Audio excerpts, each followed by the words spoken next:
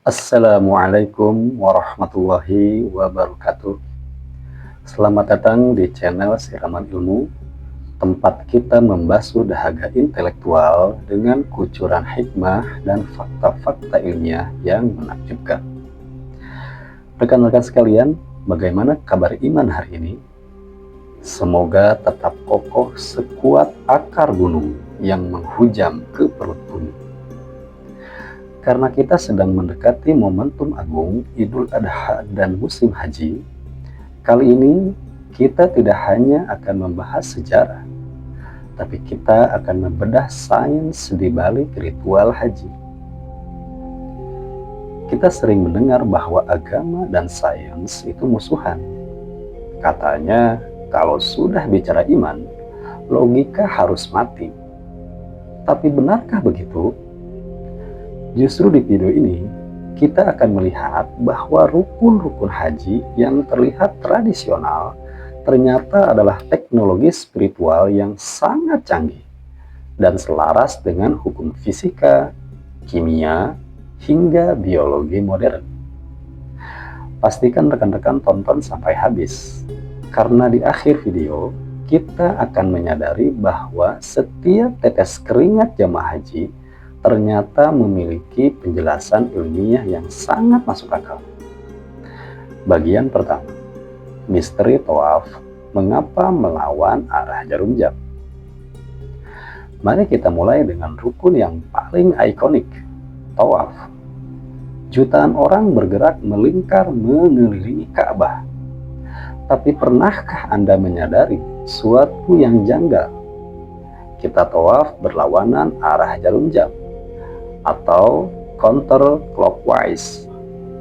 Di dunia atletik, lari estafet juga berlawanan arah jarum jam. Mengapa? Apakah ini hanya kebetulan? Secara ilmiah, arah ini disebut sebagai arah alami semesta. Mari kita bedah satu persatu dari skala terkecil hingga terbesar. Pertama, skala subatomik.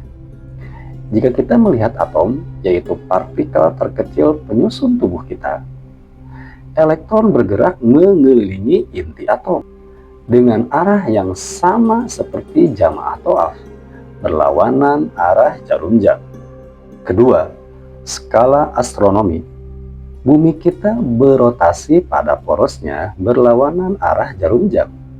Bumi mengelilingi matahari pun berlawanan arah jarum jam. Bahkan seluruh tata surya kita hingga galaksi Bima Sakti yang sangat luas itu berputar mengikuti arah yang sama dengan tawaf. Ketiga, kaidah tangan kanan. Dalam ilmu fisika ada hukum yang disebut kaidah tangan kanan. Jika kita mengepalkan tangan kanan kita dengan jempol mengarah ke atas seolah menunjuk ke langit atau arasy, maka keempat jari kita akan melingkar berlawanan arah jarum jam. Arah jempol melambangkan energi yang naik ke atas.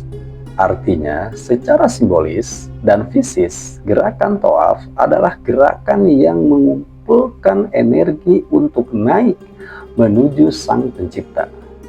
Bayangkan, saat Anda tawaf, Anda sebenarnya sedang menyelaraskan frekuensi tubuh dengan frekuensi atom, bumi, bintang, dan galaksi. Jadi, mereka yang menyebut tawaf itu tidak logis, sebenarnya mereka tidak paham cara kerja alam semesta. Bagian kedua, rahasia geologis Hajar Aswad dan Ka'bah. Banyak orientalis yang menuduh umat Islam menyembah batu Hajar Aswad. Nauzubillah. Tentu kita tahu itu adalah salah besar. Tapi di sisi sains, ada yang menarik. Ka'bah terletak di pusat bumi. Benarkah begitu? Penelitian menggunakan koordinat GPS menunjukkan bahwa posisi Mekah memiliki keunikan geometris terhadap benua-benua di dunia. Beberapa penelitian menyebutnya sebagai golden ratio point. Jika kita mengukur jarak antara kutub utara dan kutub selatan, lalu membaginya dengan angka pi, atau nilainya 1,618, maka titik yang muncul sangat dekat dengan Mekah. Lalu soal Hajar Aswad, beberapa ilmuwan menyatakan bahwa batu ini memiliki karakteristik yang berbeda dengan batu di bumi pada umumnya. Ada teori yang menyebutkan bahwa ini adalah batu meteorit yang mengandung elemen yang sangat unik. Dalam Islam, dikatakan ia berasal dari surga. Secara ilmiah, benda-benda luar angkasa memang membawa material yang tidak ditemukan di kerak bumi primer.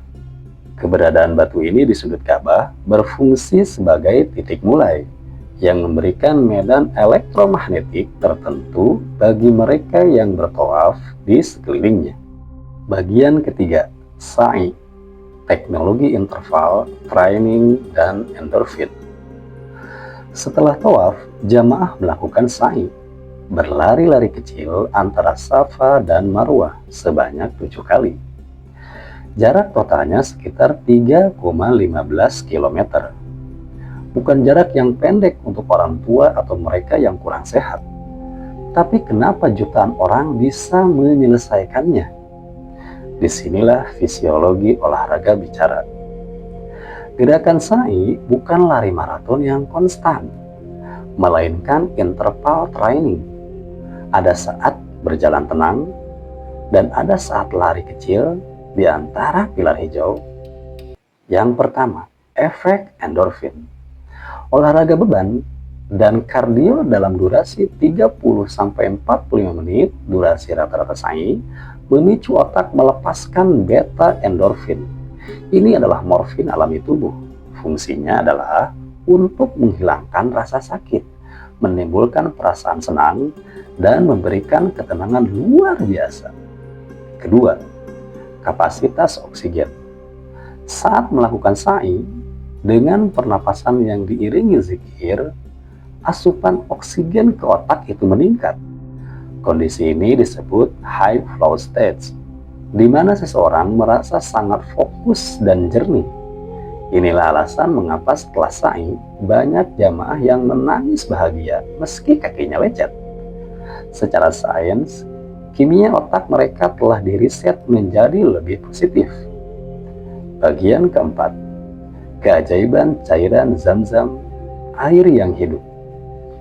Rekan-rekan sekalian, tidak lengkap jika bahas haji tanpa membahas air Zam-Zam. Sumur ini hanya sedalam 30 meter di tengah padang pasir yang sangat gersang. Logikanya, dalam beberapa tahun sumur ini harusnya kering, dikuras jutaan orang setiap hari. Tapi nyatanya, sumur ini sudah mengalir selama lebih dari 4.000 tahun tanpa henti. Pertama, hidrologi yang mustahil. Ilmuwan hidrologi tercengang dengan kecepatan regenerasi air Zam-Zam. Per detiknya, sumur ini bisa menghasilkan ribuan liter air tanpa menurunkan permukaan air tanahnya secara drastis. Kedua, kandungan mineral. Air biasa mengandung kalsium rendah. Zam-Zam mengandung kalsium dan magnesium tinggi. Mengapa ini penting? Mineral ini berfungsi sebagai nutrisi seluler.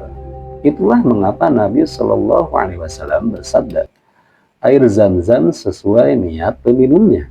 Jika lapar, air ini mengenyangkan. Jika sakit, air ini menyembuhkan. Sains mengkonfirmasi bahwa kandungan mineralnya memang berfungsi sebagai suplemen alami tubuh. Ketiga, molekul yang merespon doa. Masih ingat penelitian Dr. Masaru Emoto dari Jepang? Dia menguji berbagai sampel air dari seluruh dunia. Hasilnya, air Zam-Zam adalah air yang struktur kristalnya itu paling indah dan teratur di dunia. Uniknya, struktur ini akan berubah menjadi semakin indah saat diperdengarkan ayat suci Al-Quran. Ini membuktikan bahwa air memiliki memori, dan Zam-Zam adalah jenis air dengan kualitas penyimpanan energi terbaik. Bagian kelima, wukuf di Arafah, dan sinkronisasi emosi kolektif. Puncak haji adalah wukuf, berkumpulnya jutaan manusia di padang pasir yang luas pada tanggal 9 Zulhijjah. Jika Anda melihat foto udara Arafah, itu adalah lautan manusia yang berbaju putih. Dalam fisika, ada yang disebut resonansi. Jika dua buah garpu tala dengan frekuensi yang sama diletakkan berdekatan, saat satu dipukul, yang lain akan ikut bergetar.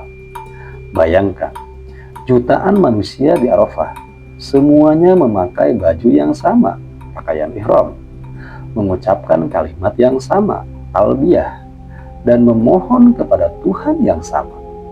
Secara psikologis, ini menciptakan fenomena kolektif effervescence. Ini adalah kondisi di mana individu kehilangan ego pribadinya dan merasa menyatu dengan kekuatan yang lebih besar. Hal ini menurunkan level hormon stres, kortisol, secara signifikan dan meningkatkan sistem imun tubuh. Inilah detoks mental terbesar di dunia. Wukuf bukan hanya soal diam, tapi soal menyelaraskan jutaan hati manusia ke dalam satu gelombang energi yang dahsyat. Bagian terakhir, hikmah Idul Adha, sains di balik penyembelihan. Terakhir, mari kita bahas tentang penyembelihan hewan kurban. Seringkali orang Barat menganggap cara Islam itu kejam, tapi sains berkata sebaliknya. Memotong urat nadi, kerongkongan, dan tenggorokan tanpa memutus sumsum tulang belakang adalah metode paling higienis dan paling tidak menyakitkan. Pertama, bebas nyeri. Saat urat nadi leher terputus seketika, tekanan darah ke otak langsung drop ke titik nol. Otak mengalami shock instan dan kehilangan kesadaran dalam hitungan detik. Hewan yang meronta-ronta itu bukan karena sakit, melainkan kontraksi otot untuk memompa darah keluar. Kedua, higienitas darah. Karena sumsum tulang belakang tidak diputus, jantung tetap berdetak untuk memompa semua darah keluar dari tubuh. Darah adalah tempat berkembang biaknya bakteri dan kuman. Dengan keluarnya seluruh darah, daging kurban menjadi jauh lebih bersih, sehat, dan tahan lama dibanding metode pemingsangan atau stunning yang sering menyisakan darah di dalam daging. Rekan-rekan sekalian, dari tawaf hingga kurban, kita melihat bahwa ajaran Islam tidak pernah bertentangan dengan realitas fisik yang diciptakan Allah Subhanahu wa Ta'ala. Sains hanyalah alat manusia untuk memahami cara kerja ciptaan Allah.